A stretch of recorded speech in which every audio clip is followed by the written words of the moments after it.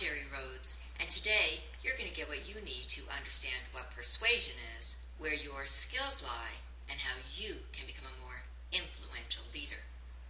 Let's begin with the definition of persuasion and why, as a leader, it's an important part of your role. Persuasion is a process aimed at changing a person or a group's attitude or behavior towards something by using communication to convey information, feelings, reasoning, or a combination of the three, verbally or written. I like this definition because it uses some very important terms.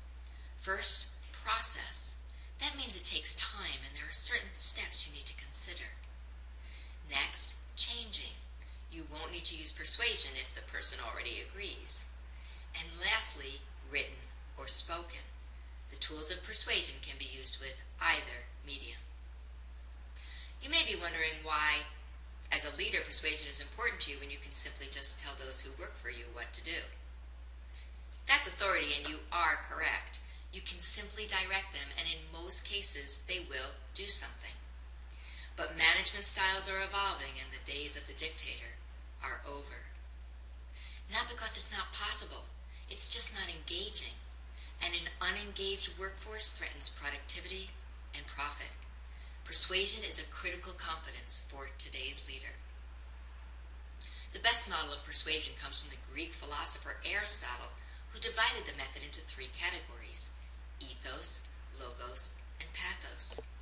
Simply understanding Aristotle's model of persuasion can step up your influence game. Let's go through each of these in more detail with examples so you can determine, 1, what each of these mean, how well do you score, and how you can build your persuasive skills. First, ethos. We begin with ethos because Aristotle believed that any argument begins with ethos. It's about your credibility, your character, and your experience. Are you someone worth listening to?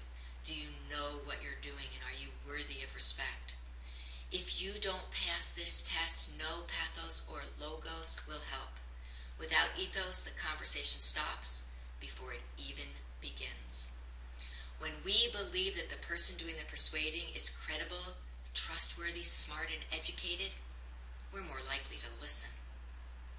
How well do you measure on some of the following examples of ethos? Do the people you manage know your qualifications and agree that they're applicable to the role that you play and the job that you do?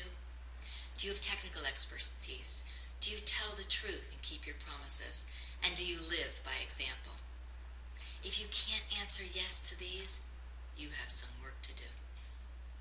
What are the key points from today? As a leader, your success depends on your ability to influence others. And a combination of ethos, logos, and pathos works best. And ethos is first because without credibility, nothing else will work. I recommend you frequently check your actions against the behaviors that I've outlined today to ensure that your ethos, logos, and pathos are supporting your role as a successful leader in your organization.